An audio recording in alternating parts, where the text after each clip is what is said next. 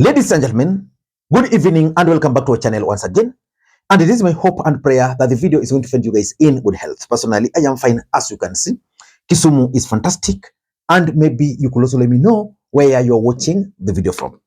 The county or the country, in case you are out of the republic. Ladies and gentlemen, I've been observing the impeachment process against Rigathi Gachagua with a very keen interest.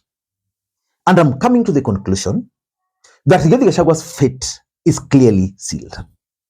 And if that fate is not going to be sealed, then one thing is very clear, that Kenyans are being played by Ruto and Rigathi Gachagua.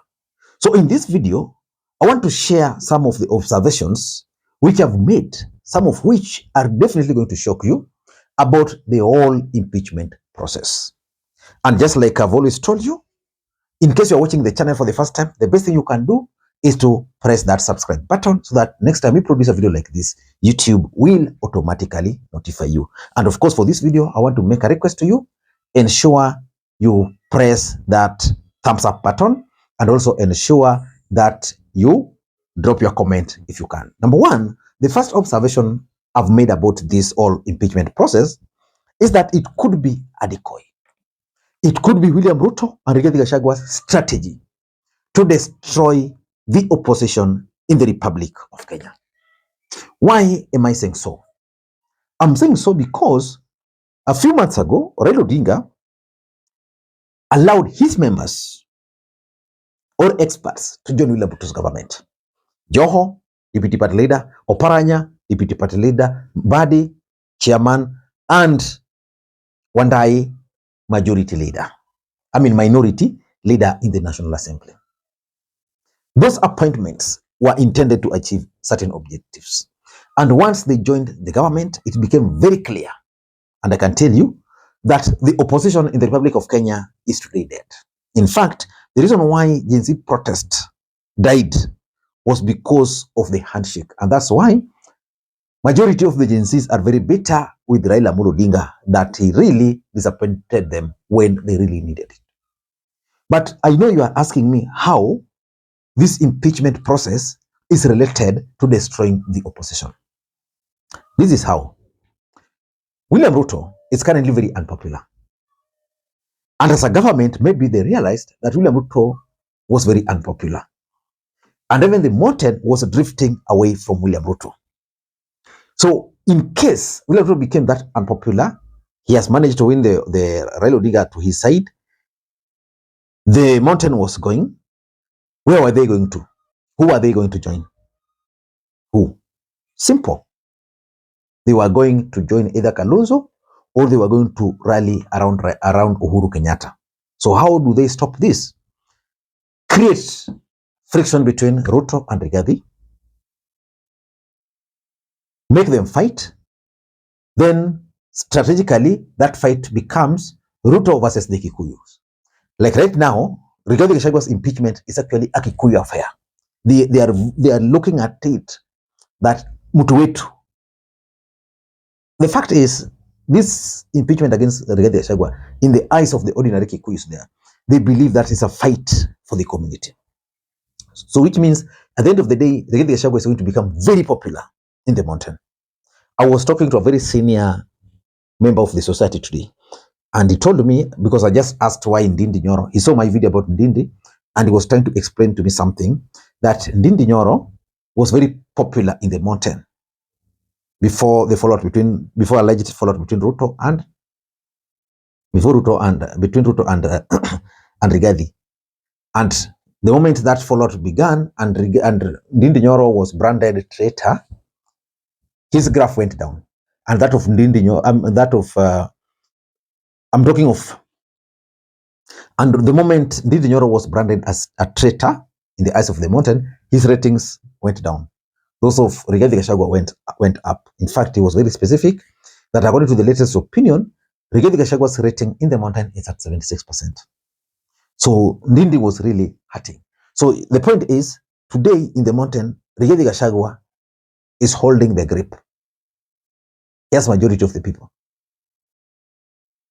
So this impeachment process will go on the way it's going. MPs will throw Rigathi Gachagua under the bus. They'll impeach him. Then Rigathi Gachagua will be saved at the Senate. He'll become very popular. He'll continue serving as a deputy president, hold the mountain. Then at the right time, what's going to happen is that at the right time, now Rigathi Gachagua and William Ruto will reconcile. And the mountain will be like, okay, because Ruto is going to serve his last term and is committing to support Rigathi Gachagua, let us rally around him. Let us survive the 5 years. They need Kiti Terudi Kwitu. That could be a possibility. Number two, the other thing I've observed is that this fight could actually be genuine. They are a real fight. And in case that's the case, it means Rigathi Gachagua is going to be impeached. But the question is, what caused the impeachment? Maybe Rigathi Gachagua saw an opportunity. He saw an opportunity to topple Ruto in 2027. Not even through that process, but he realized that William Ruto became very unpopular.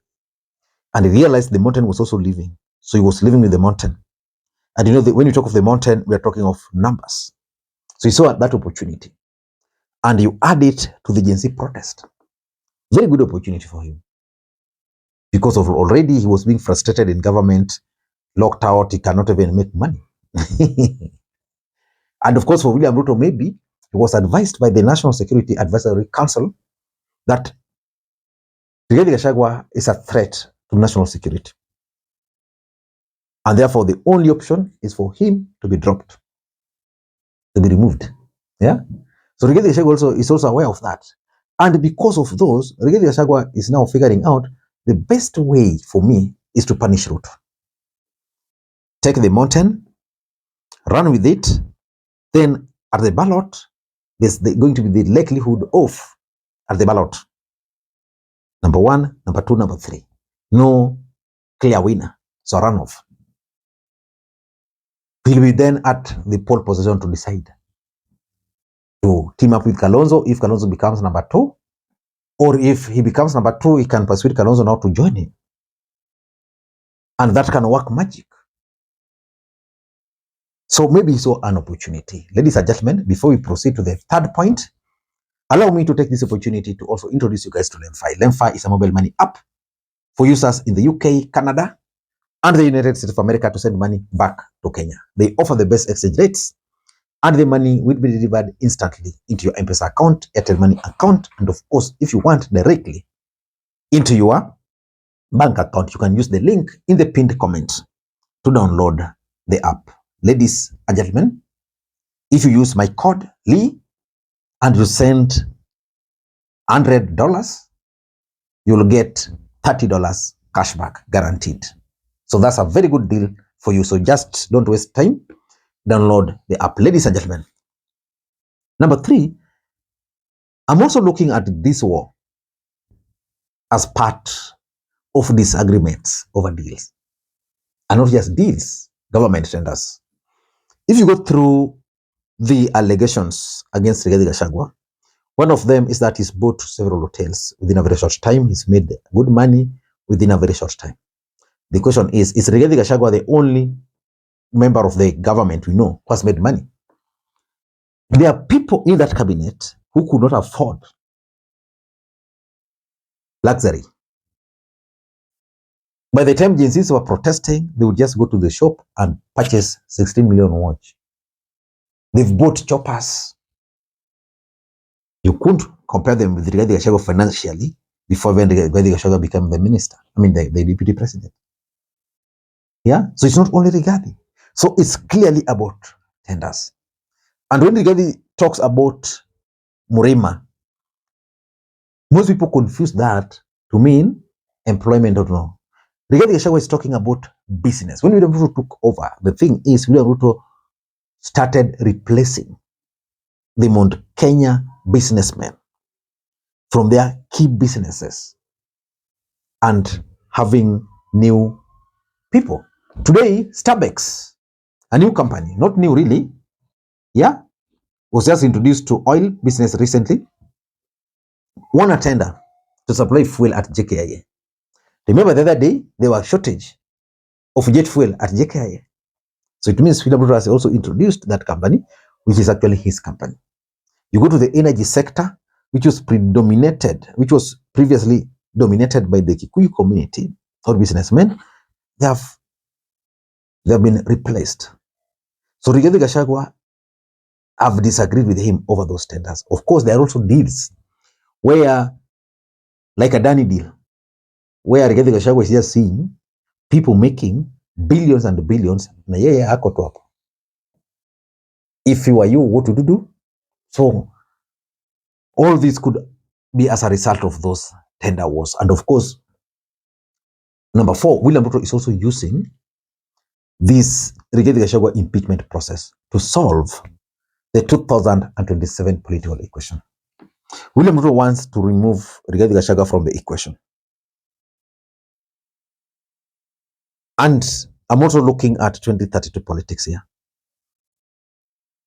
Ruto is keen on Mudavadi. For him to introduce Mudavadi, he must have a weak deputy president from the mountain, someone who's not that ambitious. And that's why I doubt if Ruto can appoint Waiguru. Waiguru will give him problems. I doubt if he can appoint Ndindi Nyoro as at now. But I see Ruto appointing Professor Kithure Kindiki or even Imani Ichung'wah as his deputy to complete the term.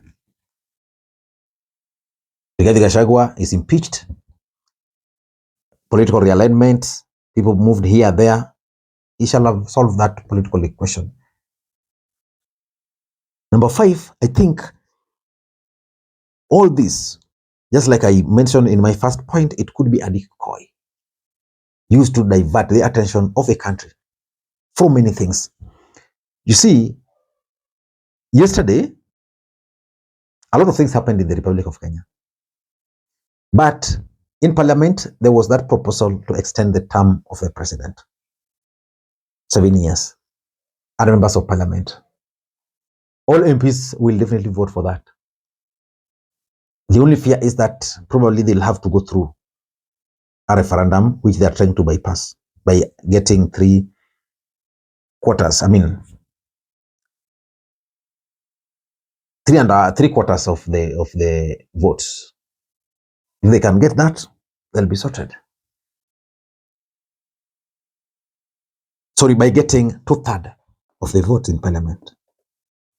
And Rigathi Gachagua's impeachment is just going to test run. If it goes through, then it means William Ruto will be sure that he can easily pass any legislative agenda through Parliament, even those that requires 2/3. And lastly, maybe it's the opportunity for now the broad-based government to start working. Ruto wanted that because previously Ruto was being held hostage by Rigathi Gachagua over the shares.